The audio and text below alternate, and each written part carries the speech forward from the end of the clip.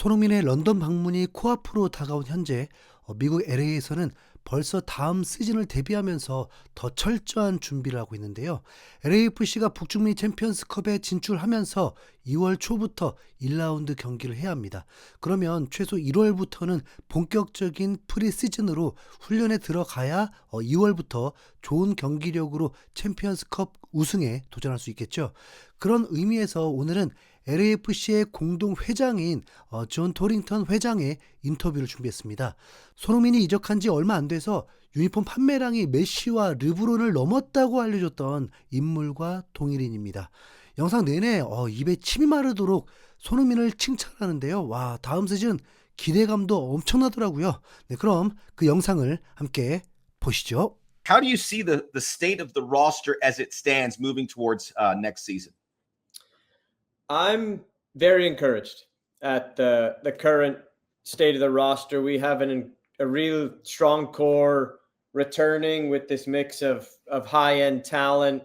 And I think some of the emergence of some of our younger players, I think is something we all look forward to. And just a group of guys that are returning that understand what it means to compete as an LAFC player. And you are right, it is a rare luxury. It's not common that I can say that sitting where I am in early December, because typically we do have turnover. But the way we've been able to manage our budget, sell some players, we're in a really healthy spot, and we're looking to improve. And I think a big part of that was us being very aggressive in securing players we really believe in that have earned new contracts, and that gives us this stability. And then, as always, what is never going to change with us is we always are looking to add quality and competition in key areas, because our goal is the same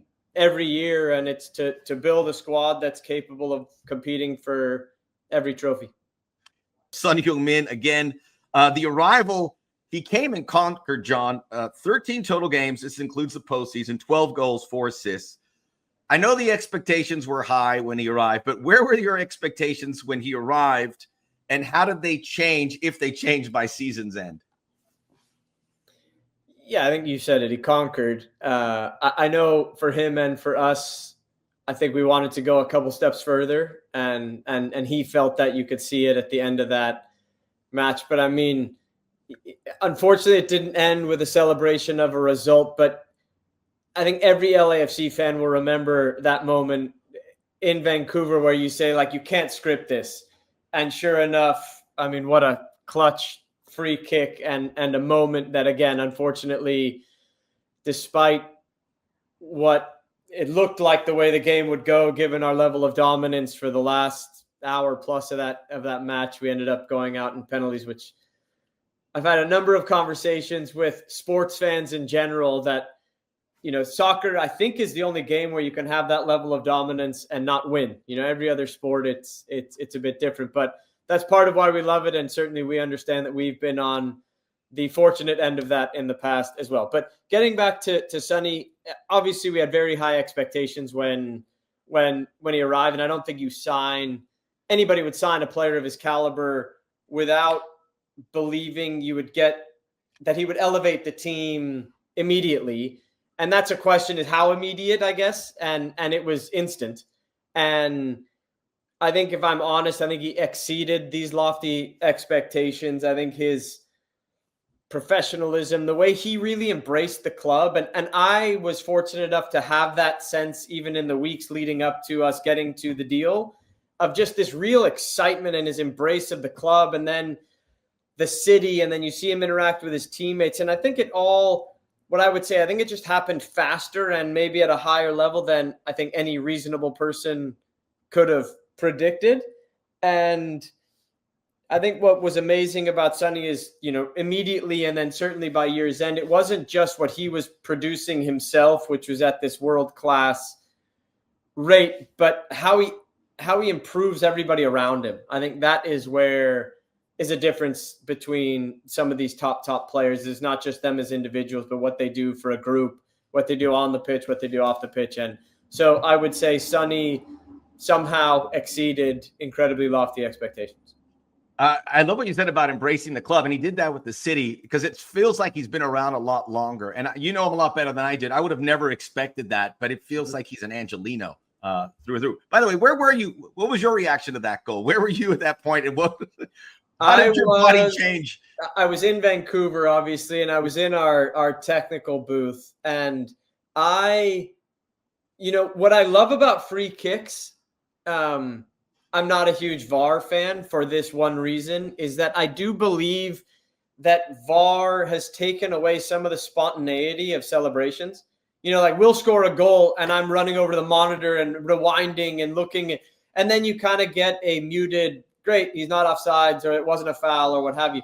What I love about free kicks is that's almost impossible. So it was just this explosion of sort of my version of emotion when I'm locked in and watching one of our matches, but it was incredible. And the only disappointing part of it is like it won't, the moment won't be forgotten, but I don't think it'll be celebrated to the same level as, this epic match. And I do think Vancouver are a great team, but that for me, that second half and what I saw from our group in the second time, down 2-0, one of the toughest places to play, after, frankly, a miserable first half. They dominated us. They took it to us.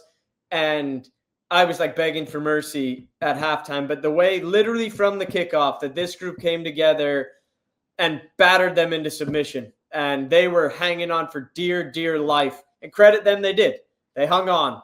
And somehow the force field around their goal, we couldn't get one in. But that just, with Sonny, with the free kick, with the way we played, I think that moment and that half for me was almost symbolic, as like that first half is a part of our past. And we don't want to see that again. From that second half, like that is the launch pad into what LAFC should look like moving forward. There was no short change to that celebration. I love that point about VAR because it was immediate. And I will remember that fondly. Everyone on the field, on the bench, in the technical area, at the watch party where we were absolute bedlam. You mentioned moving forward and Son Heung-min, this is a full season that we see with him. How do you see what he can do for LAFC on the field, off the field? Yeah, I think on the field, he's obviously going to be a focal point for us. I think the other thing that we saw, which is so nice, is sort of the gravity that he pulls and which creates space for others. And I think, one thing that is why it's well documented that players that come in midway through a season, it's hard to adjust, is you don't really, like with the number of games we played, whatever this record-setting 150 odd games we played in the last 3 years, there's very little time to train, to acclimate. So you're almost, you're building the plane while flying it. You're in games, you're trying to figure these things out. And that's why I think it was so amazing how quickly he settled in. But I think with a full preseason, I think we're going to improve even more on all of those things where people can get some real extended training time to work on all of our principles which is a luxury we're not afforded because of the number of competitions and the fixture congestion. So I think on the field, we'll see that benefit all the more. I think off the field, he's already such an incredible presence with this unicorn-like humility, fame, but he's so hardworking. He's so generous with his time. And for us as an organization to have, I think one of our owners, I believe it was Larry Berg, said it so well. He's like, this is like a gift to LA. But to have this guy, such a role model, not just for our young players, but for our city, he's this magnet for our supporters. And I think that influence is only going to grow. And I just think we are so fortunate to have somebody of his stature with his character that is representing LAFC.